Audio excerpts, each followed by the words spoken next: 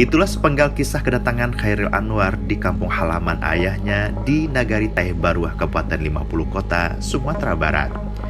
Meski puluhan tahun berlalu, namun cerita tentang penyair yang meninggal pada 28 April 1949 tersebut masih terus dirawat keluarga sebagai kebanggaan mereka yang memiliki pertalian darah dengan Chairil Anwar.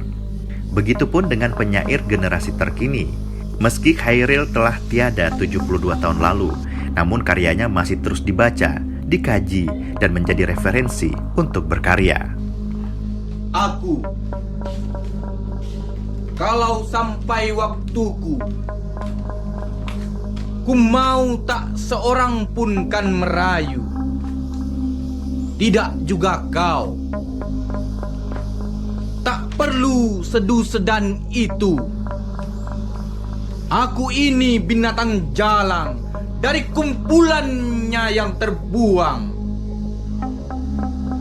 Biar peluru menembus kulitku, aku tetap meradang, menerjang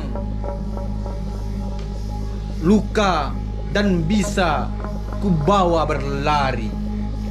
Berlari hingga hilang pedih perih. Dan aku akan lebih tidak peduli. Aku mau hidup 1000 tahun lagi.